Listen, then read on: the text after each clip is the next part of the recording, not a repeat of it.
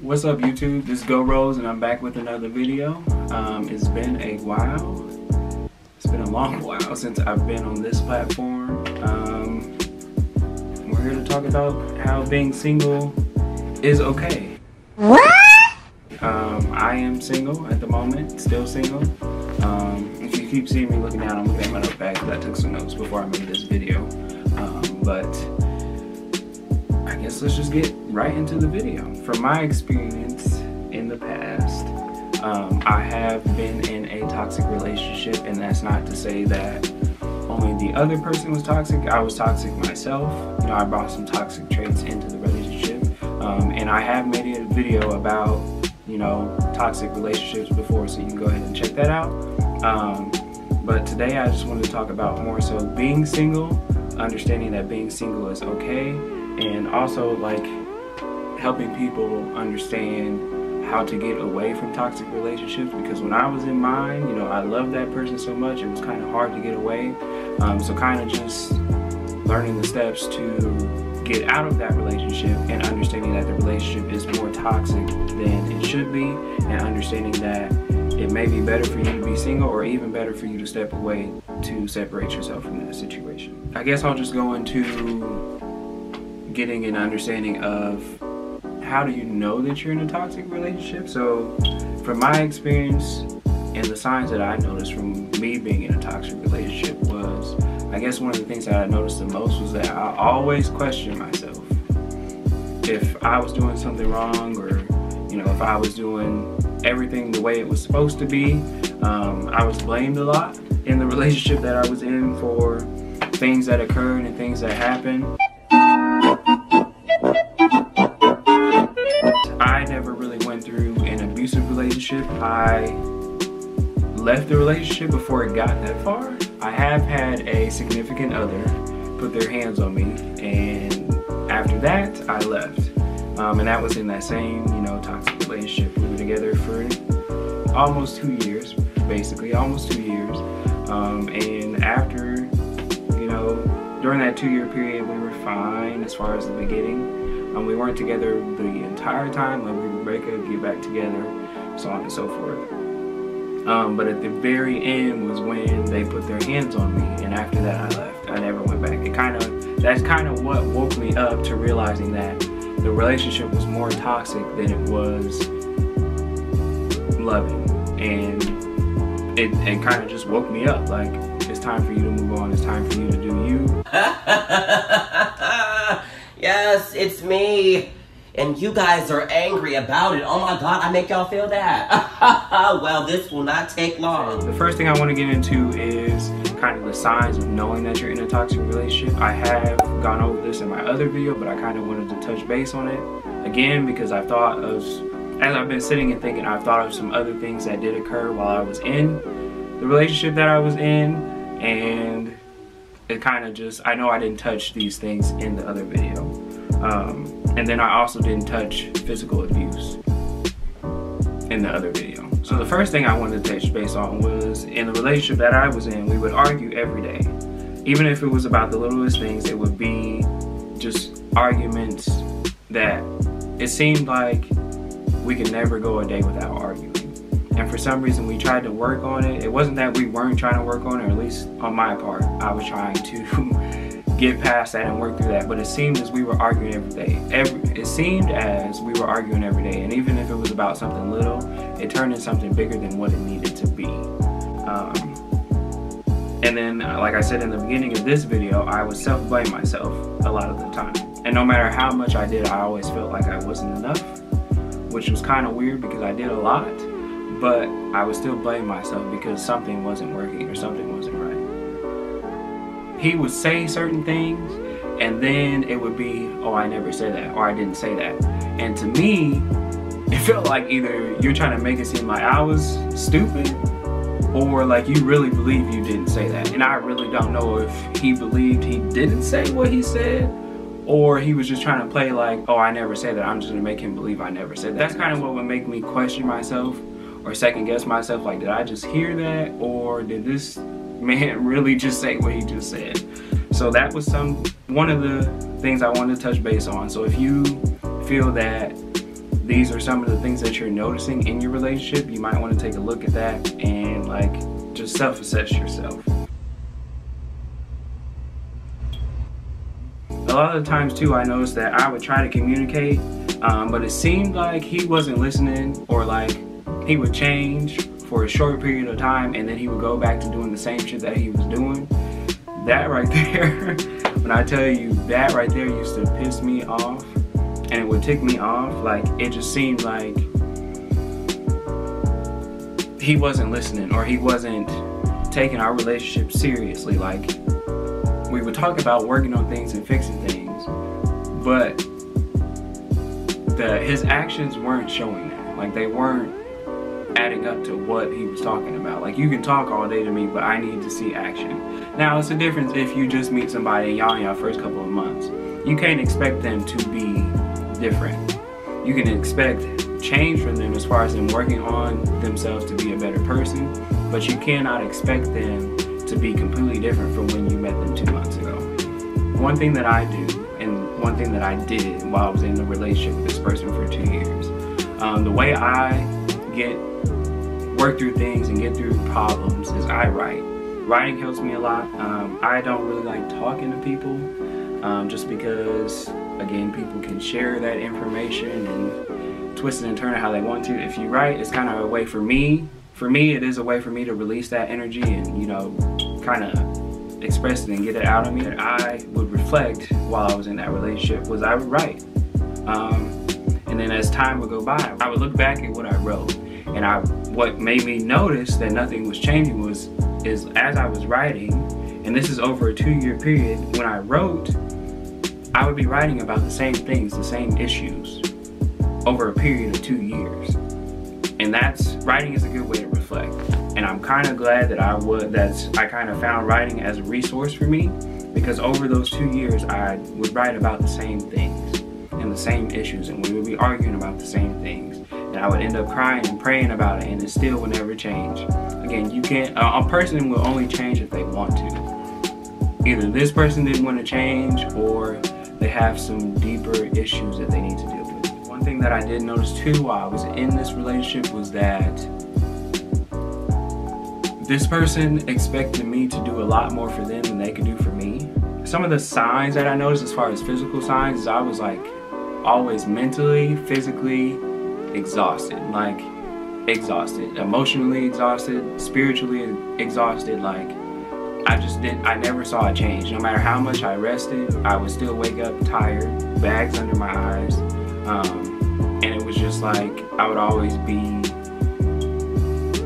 in confusion as far as myself.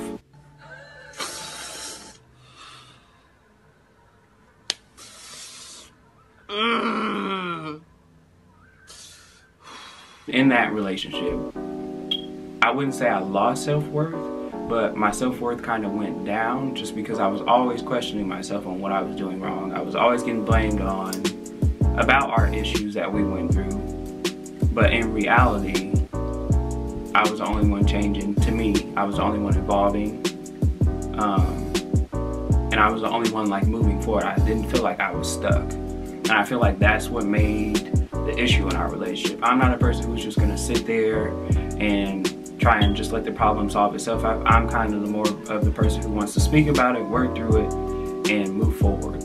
I can't just sit and relax. I'm a person who's always moving, always looking for ways to grow, no matter if it's within myself, within my relationship, wherever it is, if it's at my job or whatever.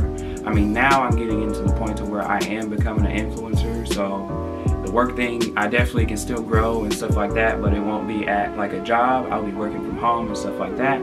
So it's definitely a bigger, I feel like that is what made that person feel so, I feel like they felt like I was leaving them behind, but my objective wasn't to leave them behind. My objective at the time was for them to grow with me and for us to grow together. You do your own thing individually, I do my own thing individually, and then we do our thing together and we grow and prosper. Like, that's how I wanted it to be.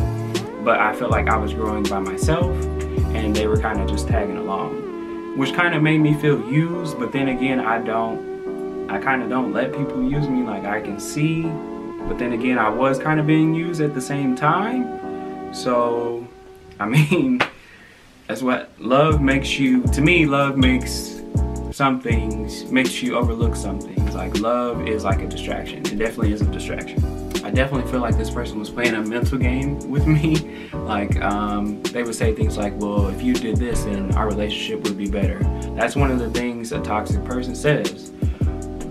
If you did this way, or you said this, or if you didn't say it that way, then we wouldn't have an issue. Or if, you know, you didn't, you know, they kind of put the blame on you. Like, if you didn't do this a certain way, or if you didn't speak a certain way, or if you didn't look at me this way, then I wouldn't have reacted the way that I did. It's all a mental game. And I don't know if they do it intentionally or if they really believe that. And that's kind of like a narcissistic tendency, and I'll put the definition about right here. If you don't know what a narcissist is, if you guys want me to make a video about that, I can. But the definition is here, and I kind of feel like I may have dated a narcissist, but then again, I don't. A lot of times, toxic people use the phrase, well, if you don't love me for the way I am, then you can leave. And then it kind of makes you feel bad, because you're like, well, it's not that I don't love you, but it's not that I don't love you, but it's the fact of how I feel that I'm being treated. It's like in the relationship that I was in, I definitely felt like I gave a lot more than I was receiving, as far as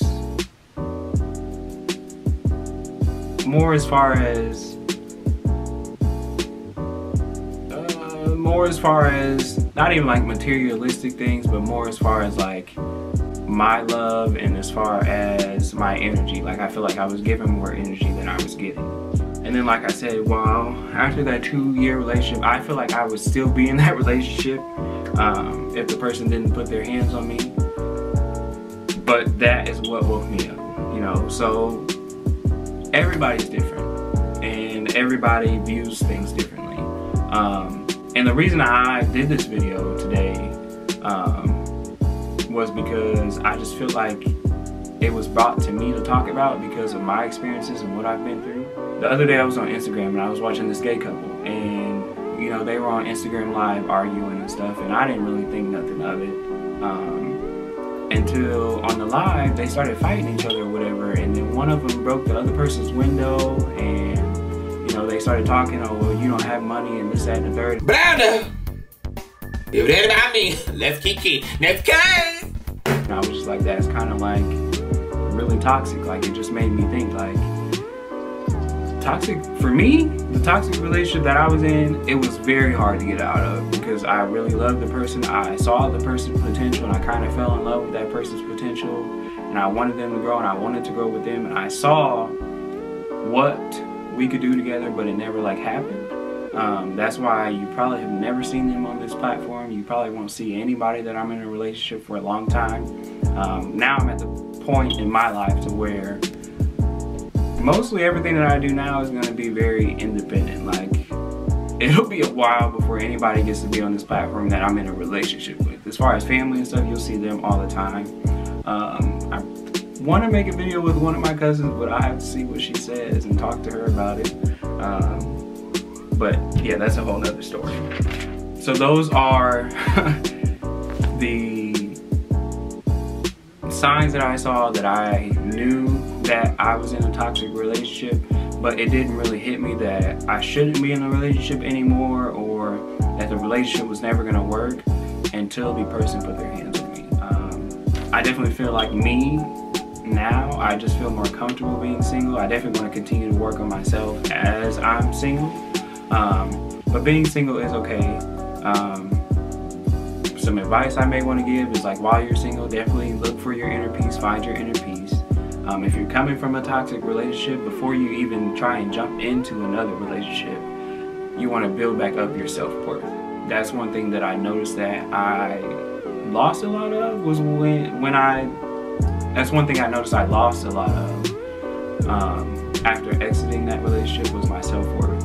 It wasn't that I didn't have any, it was just more of, a lot of the times that I saw those red flags, I kind of just overlooked them, which is, like I said, what I think love does. I feel like love makes you overlook a lot of things. And just building that self-appreciation and gratitude for who you are and what you have to offer. That's very, very important as far as growing as a person, and just letting people know what you, not even letting people know, just knowing what you had to offer and what you have to bring to the table. And definitely just understanding, like, sometimes, especially me for my age, I'm a lot more mature than a lot of the people in my age group. So just understanding that it's probably best for you to find somebody on your maturity level. The best advice I have for singles is to write down what you want in life, okay? And then write down how you're gonna get there. So start there. Write down what you want in life, and then write down goals on how you're gonna get there. So you're gonna put your main goal at the top, and then down here, where you're gonna break down levels on how you're gonna get there. Work on your inner peace, your self-love, your self-gratitude, and your mental stability is very important. I noticed that a lot of people, especially the ones who come from toxic relationships that also involve not just mental abuse, but physical abuse. A lot of people, when they're mentally and physically abused, they lose the majority of their self-worth. I cannot speak for that because, again, I've never been physically abused besides the one time, but I didn't continue to let it go on. I kind of just stepped away and like never looked back. But, you know, domestic violence is a real thing, especially this year and dealing with COVID-19. It has been a lot worse. The numbers have gone up, which is very unfortunate. But just check on your people and your family and make sure they're okay.